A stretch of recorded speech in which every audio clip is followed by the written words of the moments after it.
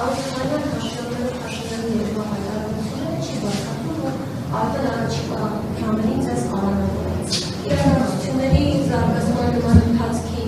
դուք պատրաստ եք եւ այդ դեպքում ինչպես եք պատկերացնում ձեր հետապայքարը, միևնույն ժամանակ պրոիշխանական որոշ շրջանակներ նշում են, որ դուք պատրաստվում եք լքել երկիրը։ Խնդրում եմ հաստատել կամ Եթե այդպես ով է ասել այդպեսի բան։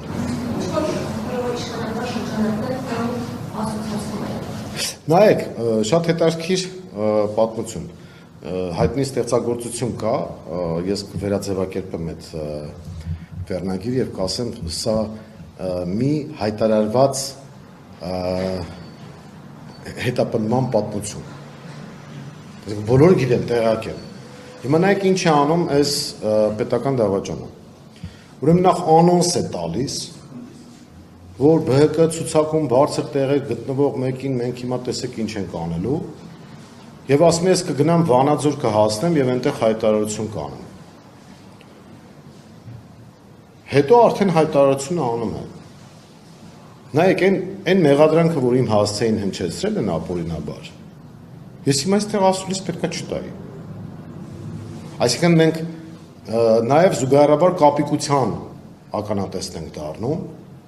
եւ Նիկոլ Փաշինյանը զուգահեռաբար նաև կապիկությամբ է զբաղվում, այսինքն ինքը մեղադրանքները հնչեցնում է, հետո ասում է թե ով ինչ պետք է անի եւ հանրությունը այսպես ուշադիր հետևում է թե ինչ է լինելու։ Ես ենթադրում եմ,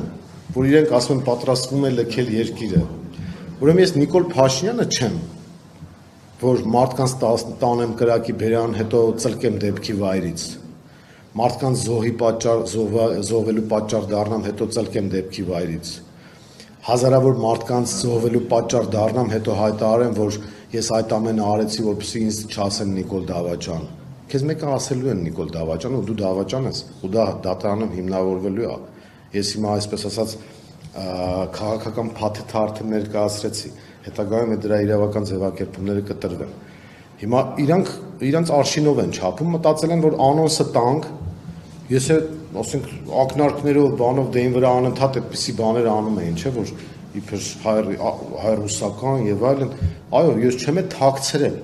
Իմ գործունեությունը հրապարակային է, ես կողմնակից եմ հայ-ռուսական հարաբերությունների զարգացման։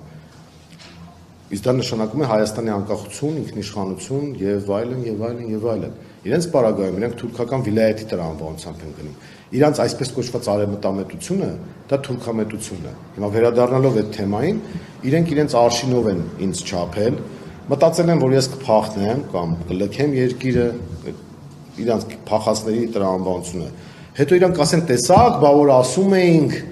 որ դուք այսպեսին եք, տեսեք, որ իրանք գիտեն, որ մենք ճիշտ ենք դրա համար, չէ, այդպեսի հաճույք մենք իրենց չենք պարգևի, ինչ ուզում են թողան։ Հիմա գիտեք ինչ կա, այստեղ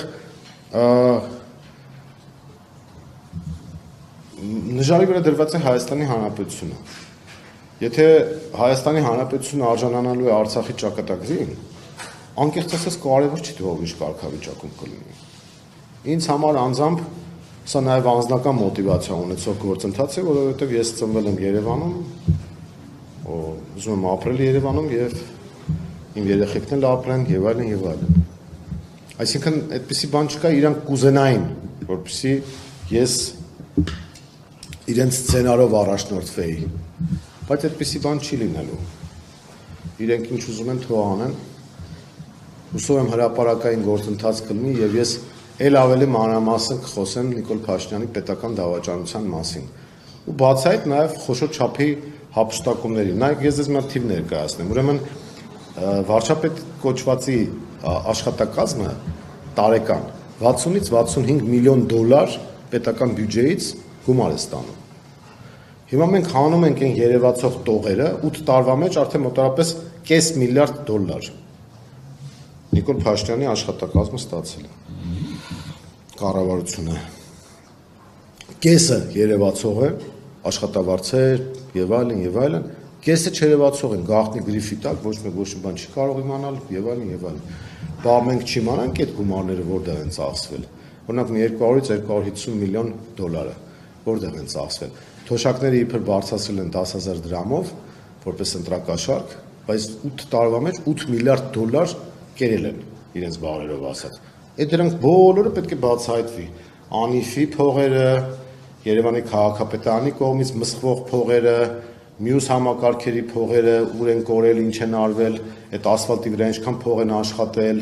եւ այլն եւ այդպես շարունակ։ Այդ 8 միլիարդը չէր կարող ցնդել օդում։ Հələ չհաշված որ մի 100 միլիարդ էլ վնաս տվեցին Արցախը հանձնելով, բայց դա ես զուտ նյութական մասն եմ ասում, մնացած ճակատագրային մասերը հանա։ Այնպես որ պետքա համատեղ սպասենք, ես ձեզ խորհուրդ կտամ նաեւ զանգահարեք այն կառույցներին, որտեղ հրահանգ էինք տվել, ասեք Zadержkan ինչու՞մ է, ասենք, ուր եք չեք գալիս։ Բա մի հատ եկեք տեսնենք այդ ինչ եք կարելու, այդ ինչ եք հորինելու։ Կամ գիտեք որն է, Գեբելսյան քարոզության առանձնահատկությունն է, այնպեսի մեծ սուտ ասել, որ ասում դե վաղ ես ինչ բան են ասել, երևի ինչ-որ մի բան կա։ Ոչ մի բան չկա։ Բաց այդ պետական դավաճանը նստած է աթոռին, Ալիևի թեկնածուն Նիկոլ Փաշինյանն է, առանց գաղտնիքի։ Էրդողանն է նույն իրենց թիմով պաշտպանում են Նիկոլ Փաշինյանին եւ ասացի ինչ են բերում իրան, ինչ են ուզում բերել ու պահել իրան։ Որպեսզի այդ քայլերը անի Հայաստանի Հանրապետությունը վերացնեն, այդքան բան։ Արևմուտքն էլ իրենց աշխարհաքաղաքական շահերի տեսակետից, ասենք Իրանի դեմ գործողությունները, նույնիսկ հեռահար Չինաստանի դեմ գործողությունները եւ Ռուսաստանի դեմ գործողությունները։ Մենք տարածաշրջանում մի հանգույցի մեջ ենք, որտեղ այսպես ասած համեղ պատարիկ ենք դարձել եւ մի հատ Նիկոլ Փաշինյանը, հələ տեսեք ինչքան էժան է նստում այդ նախագիծը։ Մի հատ Նիկոլ Փաշինյան են գտնում ու հայկական Սաակաշվիլի ու Զելենսկի են դարձնում, դրանից հետո արդեն աշխարհաքաղաքական իրենց ծրագրերը կյանքի են կոչում։ Բայց նույնիսկ Տրամպի վարչակազմը չի ուզում մտնի այդ խաղի մեջ։ Իրենք պարզ հայտարարում են Կովկասը լրիվ ուրիշ անվտանգային համակարգ է, մենք ոչ մի բան հայերին չենք կարող ապահովել անվտանգության առումով եւ չենք ուզում մտնել կոնֆրոնտացիայի մեջ։ Եվ Չինաստանում Տրամպի հանդիպումը հետագայում հետագայում Սի եւ Պուտին հանդիպումները այդ թեմայի շուրջ են եղել։ Հիմա սրանք վերջին խրխրոցներն են անում այդ գլոբալիստական շրջանակները, որ եկան համ իրենց երկրի հերը անիծեցին Եվրոմիության տարածքում խայտարակ տնտեսական վիճակ է եւ ասենք գերմանական տնտեսությունը ուղղակի շնչահայաց է լինում այս քաղաքականության արդյունքում։ Մակրոնն էլ ասենք որոշել է տեղական նշանակության տնաբույս Նապոլեոնչիկ խաղալ ու ուզում են ինչ-որ մեծ ծրագրեր իրականացնել, Աֆրիկյան այդ տարածքներում պարտվեցին ռուսներին, Ուկրաինայում պայքարում են Ռուսաստանի դեմ մինչև վերջին ուկրաինացին, այս տարածքում էլ պայքարում են Ռուսաստանի դեմ մինչև վերջին հայը։ Հիմա մենք էլ ասում ենք, չէ, մենք չենք ուզում ձեր համար, ասենք այդ վարելիքի դեր կատարել է ձեր շոկեքարշի մեջ։ Այդքան բան։ Սա է, այս գործողությունները, որ արվում են աշխարհաքաղաքական մեծ խաղի տրամաբանության շրջանակներում եւ ես նշեցի, կրկնեմ, որ սա առաջին անգամ է Հայաստանի պատմության մեջ, երբ որ հայաստանյան ընտրությունները վերածվել են աշխարհաքաղաքական մեծ բախման։ Նիկոլ Փաշինյանի հանցագործություններից հենց մեկն էլ դա է, որ ինքը Հայաստանը դարձրել է մանրադրամ, էստի համեցեք է արել աշխարհաքաղաքական ուժերին, ասում է քաշքշեք, պատառոտեք Հայաստանը, վերջացրեք, ինքը պատրաստ է արյան մեջ թաղել Հայաստանը, հանուն իր կաշվի փրկության։ Ինքը այդ տեսակն է, ու բոլորը գիտեն։ Մարդացյաց, ոնց ասեմ, չտես, ագա, ամբողջ աշխարհին ատող, մի հատ բառ կա աբիժնիկ, այս բոլոր մարդկանց մեջ արկա բոլոր բացասական հատկանիշները խտացված են իր մեջ եւ դրա համար էլ ինքը այսպեսի քաղաքականություն է վարում, բայց կոկորտին է կանգնելու, միևնույն է։ Ես հույս ունեմ, որ եւ հավատում եմ, որ հայ ժողովուրդը ոտքի է կանգնելու, որովհետեւ ուրիշ տարբերակ չկա։ Ընդհանրապես պետք է գնալ ընտրատեղամաս եւ սրանց հարցերը լուծել։ Եթե չգնացինք ընտրատեղամաս, ես բոլորին խորհուրդ կտամ մի հատ նայեն Արցախի հետ ինչ տեղի ունեցավ, նույնը տեղա լինելու, առանց չափազանցության։